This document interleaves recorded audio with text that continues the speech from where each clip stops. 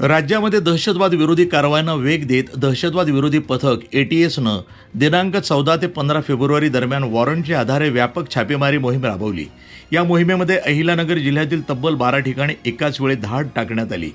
अहिल्यानगरमधील मुकुंदनगर परिसरात झालेल्या कारवाई दरम्यान काही तलवारी जप्त करण्यात आल्याची माहिती ATSकडनं देण्यात आली आहे। याशिवाय आक्षेपार्ह कागदपत्रे, मोबाईल फोन, विविध इलेक्ट्रॉनिक्स गॅझेट्स तसंच CCTV उपकरणांची तपासणी करण्यात येत आहे। जप्त साहित्याची सखोल छाननी सुरू असून त्यातून महत्त्वाची माहिती मिळण्याची शक्यता व्यक्त होतीये। दरम्यान यवतमाळ जिल्ह्यातील पुसद आणि उमरखेड इथंही ATSनं कारवाई करत 14 संशयिताची सखोल चौकशी सुरू केली आहे। राज्यभर समन्वय साधून ही मोहीम राबवण्यात आली असल्यानं सुरक्षा यंत्रणा सतर्क झाल्याचं दिसून येतंय।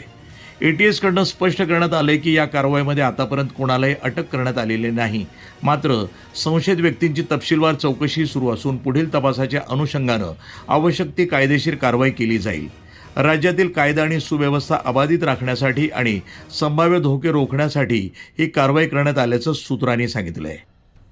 प्रतिनिधी मोहसिन शेख, वृत्तसंपादन विभाग, न्यूज टुडे 24, अहिल्यानगर।